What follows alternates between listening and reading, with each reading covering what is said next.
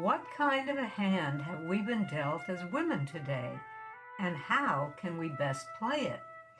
It's a large question that's always lurking in the background, and since the answers aren't obvious, I find women's lives to be immediately suspenseful and interesting. Don't you? Wait a minute. Who am I? I'm Abigail L. Rosenthal, Professor of Philosophy Emerita at Brooklyn College of the City University of New York, and while my advice has always been not to take my advice, I do write a weekly blog I call Dear Abbie, the Non-Advice Column. And so, dear listener, I invite you to pull up a chair at this virtual cafe table, no matter your gender, age, convictions, or style of life.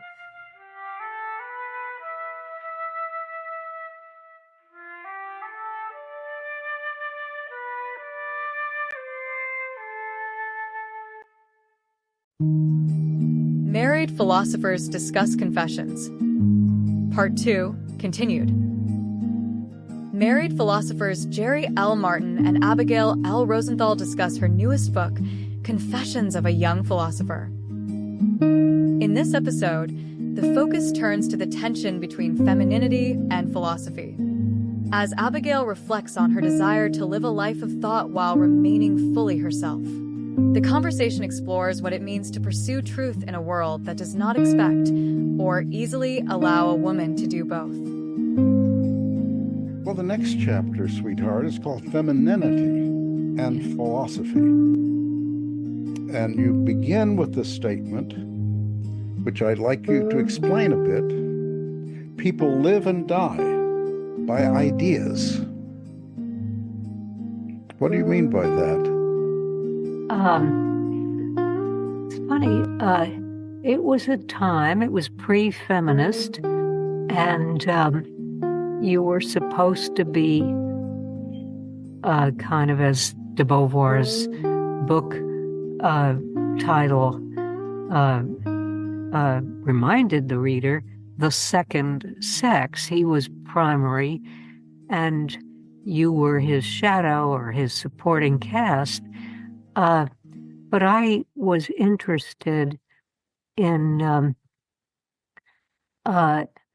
a life that was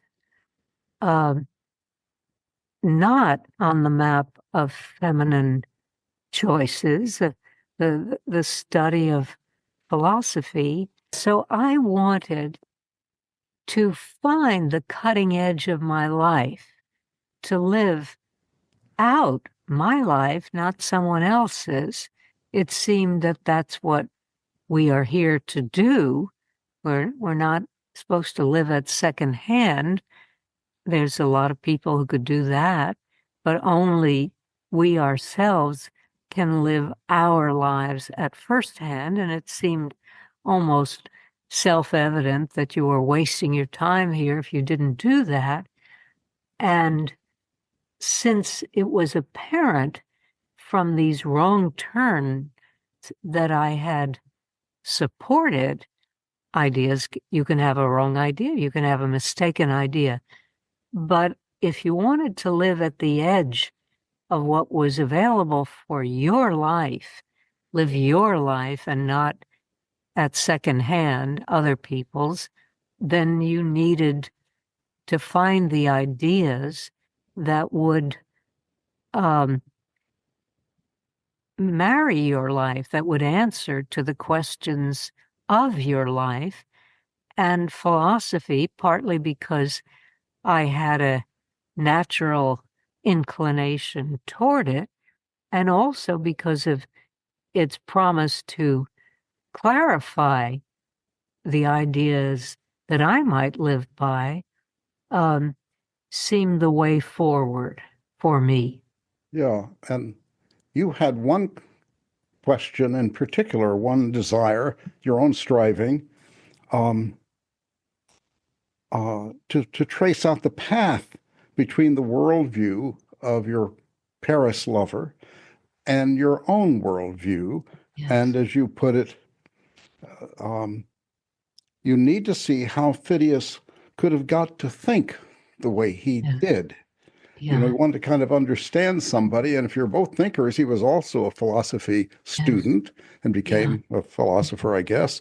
But if I could track the mental passage between our redoubts in the world, then he too, in principle, whether or not he ever would, this much, the eros we had shared demanded of me. You needed to understand where he was, where you were, what's the path between them. And I regarded our mutual tug of desire with absolute seriousness. Yeah. And it needs for you to be understood. Yes. The idea is not just understood psychologically or emotionally, but he's a thinker, you're a thinker. Yeah. How is it you came to such different worldviews? Yes. And so you wanted to figure that out, and you thought these, I guess, lively minds at Penn State, because they were up to something, they had real questions, I guess, that would help you, ignite or develop your own real questions. Yes. They were serious. They thought philosophy was serious. They thought it was concerned with reality, and it was the best tool we had. Sincere desire, you say, that is more than skin deep, wants to be lived out. And, that's most philosophers, at least academic philosophers, they're just thinking it out. They can put it on the blackboard. They can give a lecture and put it on the blackboard. You have something you're living out right then, which is trying to figure out this, what you call a bridge between you and Phidias. Yeah. And you say, my self-given assignment was exactly suited to a woman of deep intellectual romanticism.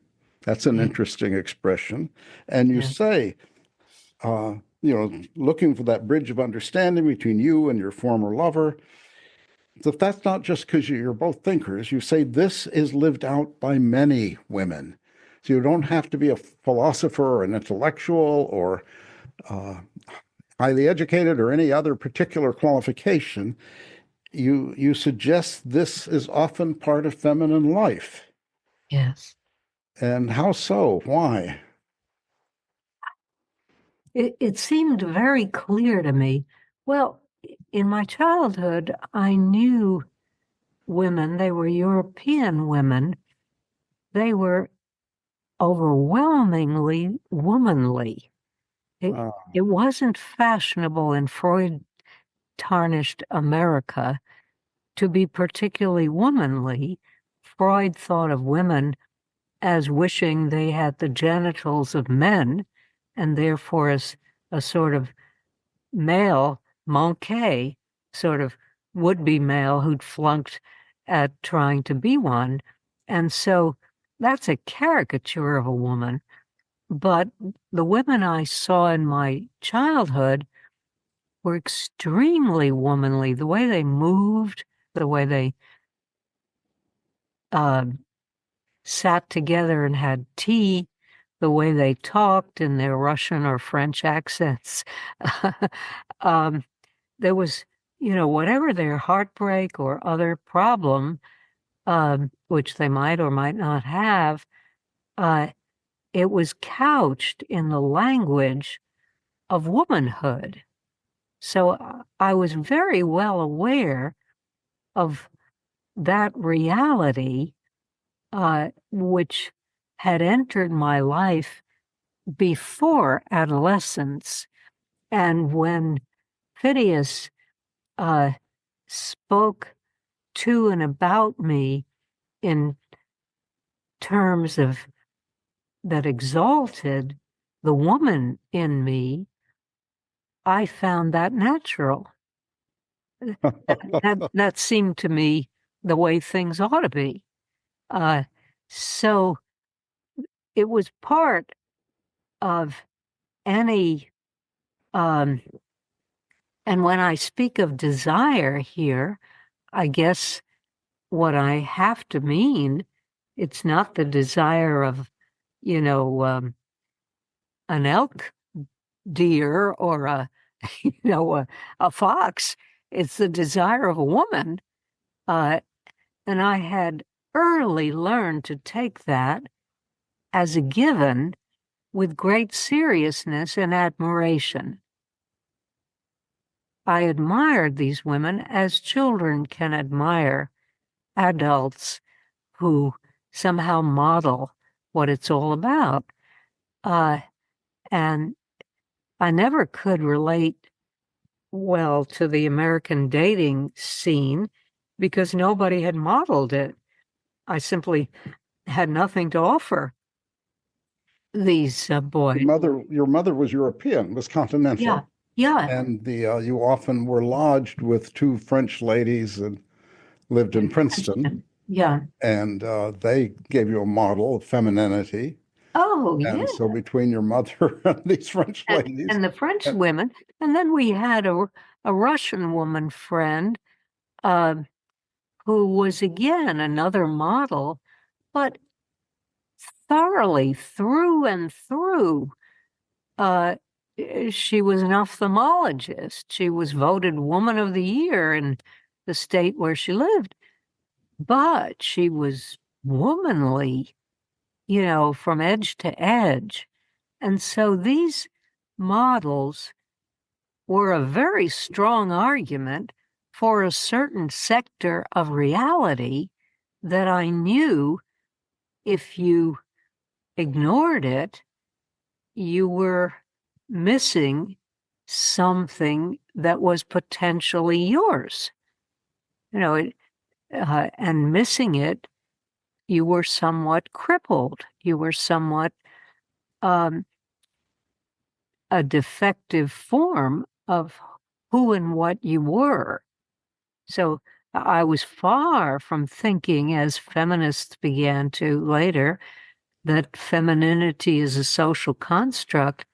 If it's a social construct, more power to social constructs, but it seemed to me deeply embedded, ontologically embedded in the very being of the world. So you're engaged in a project that you say had an element of blind faith that belongs to feminine experience as such in the real world, as you're trying to build this bridge back to your other lover. You say many women have tried to do something like that, tried to understand what happened, what's happening, or what has happened with you and this lover where it didn't work out, or maybe it still will work out. You don't know. And that belongs to feminine experience, you say. And you find nothing wrong with that blind faith in that feminine experience desire to understand what's going on here, what has gone on here. Yes. Something like that. Yeah. And since it was in my intuitive view, I don't know if I articulated this to myself, but it certainly was part of the motivational scene I lived. Since this was embedded in real life, in reality, and I didn't think it was merely a cultural phenomenon. It seemed to me to transcend culture, and I still think so. Still think so? Oh, yeah. Yes. So I think in that intuition I was quite correct, even though it's even less fashionable now than it was then.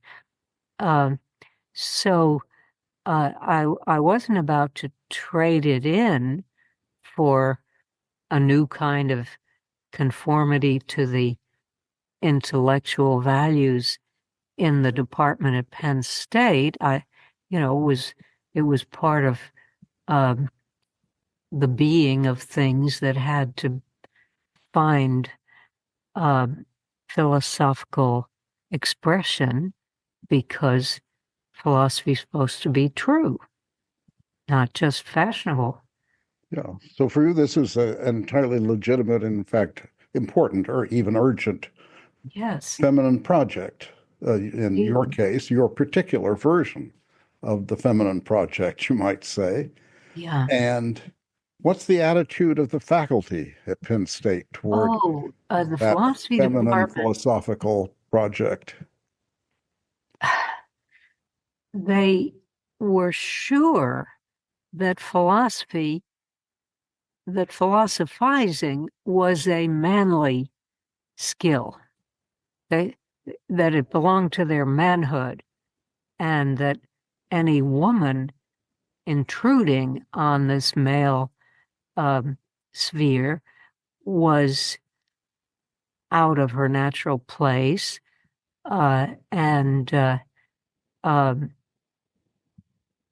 unnatural, not where she ought to be.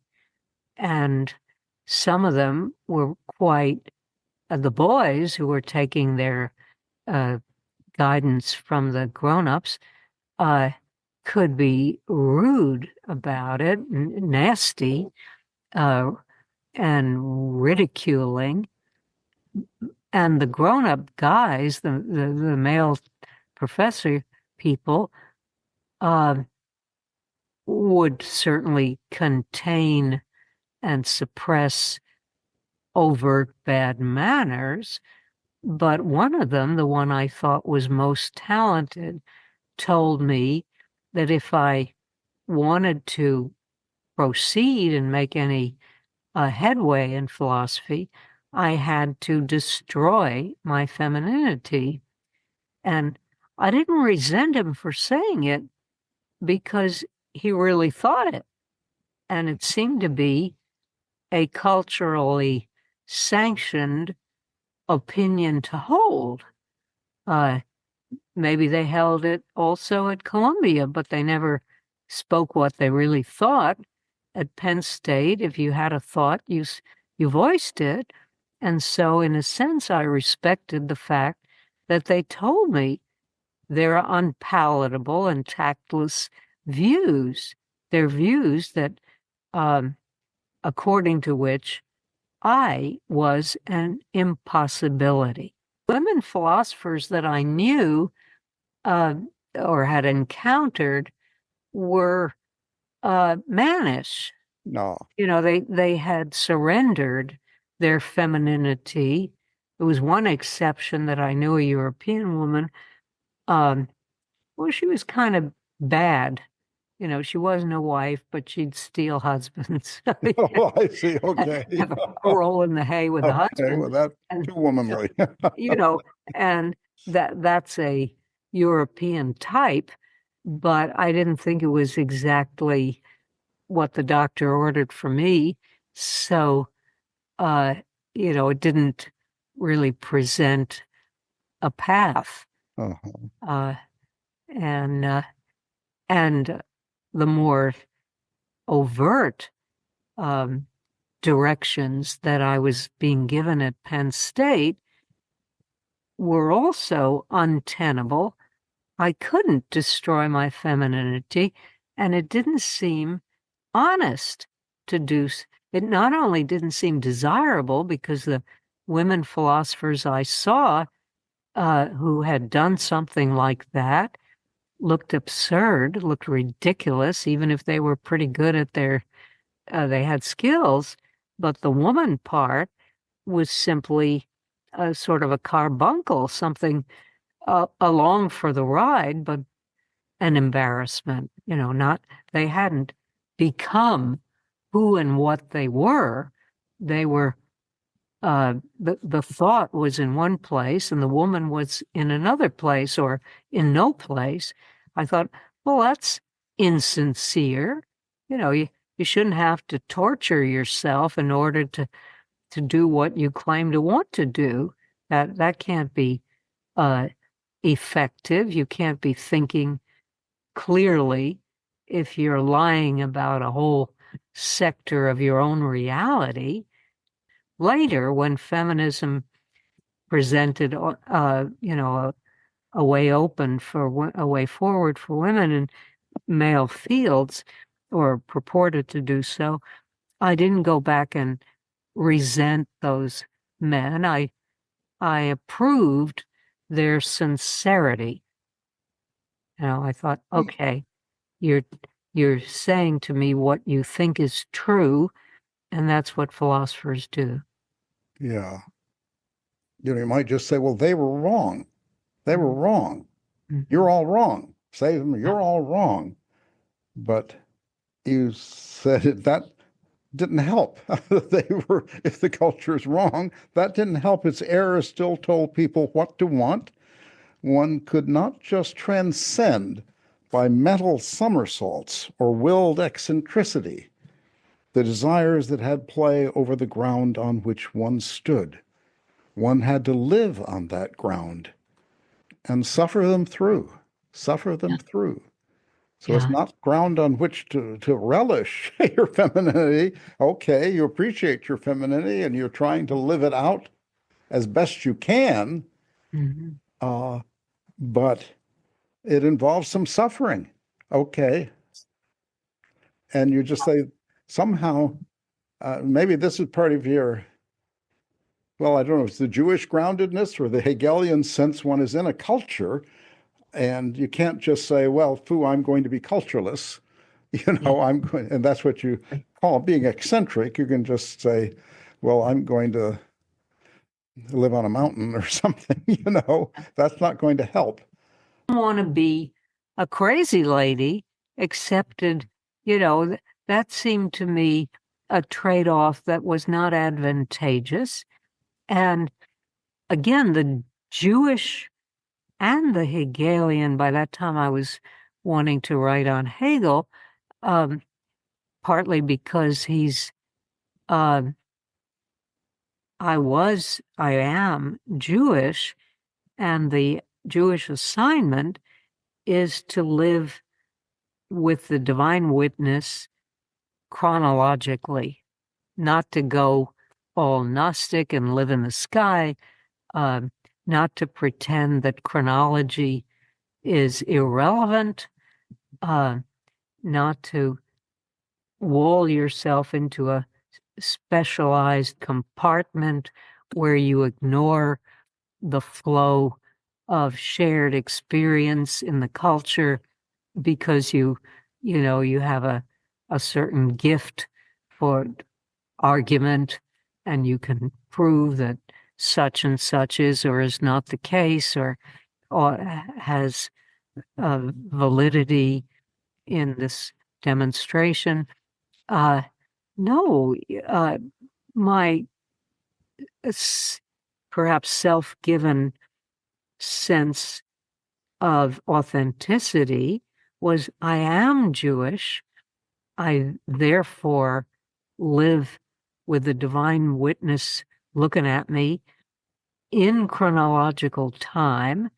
I don't pretend that I can escape my time, that I'll be holier than thou if the thou is life in my time. That's not the Jewish assignment. Jews are assigned the task of living in history, and I wasn't ritually in a Jewish life structure, but I was spiritually in that structure. I thought it was better than the alternatives. I thought it was truthful, and also I partly went to philosophers like Merleau-Ponty and Hegel because they philosophized about living in one's time. So I wanted sort of to put together what they sometimes call Athens and Jerusalem philosophy and the Jewish assignment of life. I thought that would be the best path to take, one that took the best from both or took the lessons from both or tried to see a way forward in the terms that both orientations in life provided. And therefore, it wasn't truthful in my view. It didn't shed light on the problem to simply say to my cultural contemporaries, you're wrong and I can prove it. You're right here. You make up more history than I do, and I can't prove it. You know, what was I going to use to prove it with? What was to be proven? The Jewish assignment tells one to live in chronological time.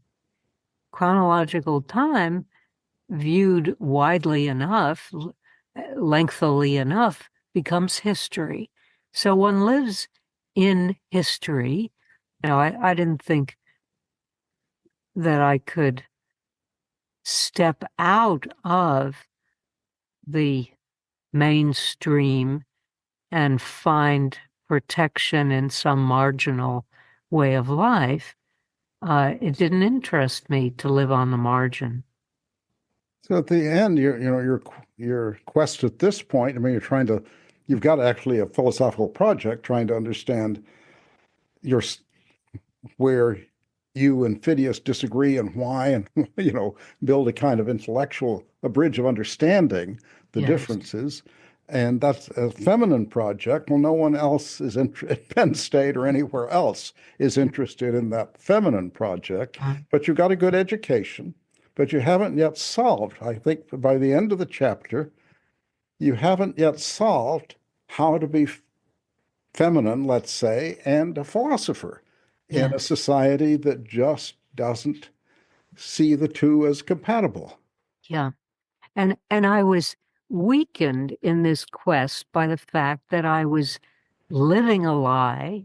Yes. A central fact of my life that couldn't be alluded to without desecrating its meaning for me and without putting me in a false position.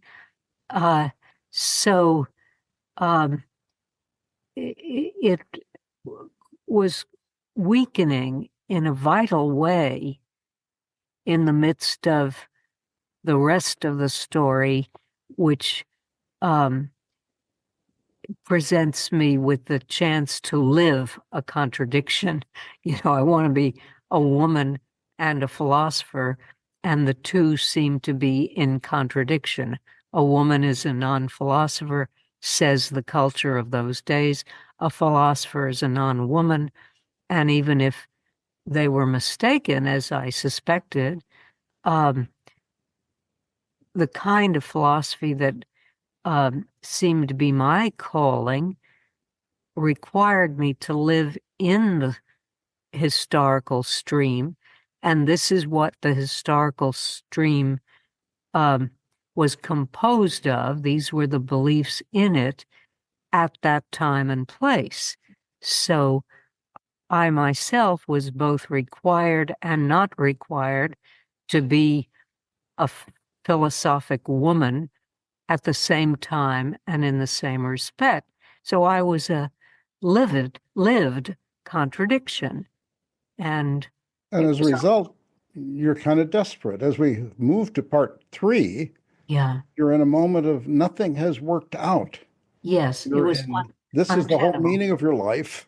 Yes. And nothing has worked out. You're carrying the secrets. Meanwhile, other things that conceivably could have worked out, of women and philosophy being compatible, haven't. Mm-hmm. And where can you go next? Yeah. And then that's the story of part 3. Yes.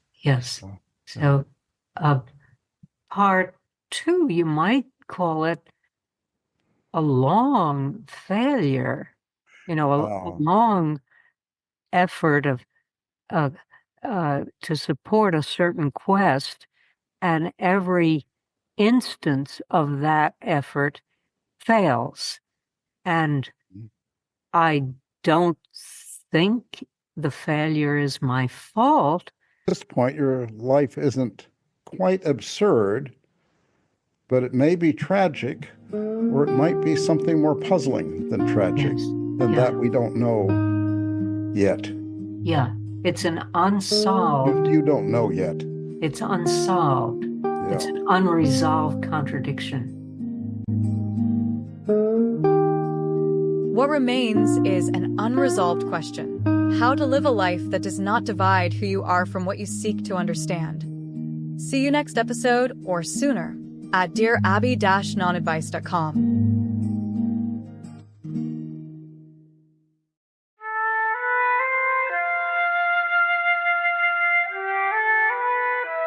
Thanks so much, dear listener. If this added value to your life, I'd be happy if you subscribed. You can find me at www.abigailrosenthal.com. I've written a book called A Good Look at Evil, and if that's not too scary for you, you can buy it on Amazon. Another book is called Confessions of a Young Philosopher, and that's forthcoming soon with illustrations.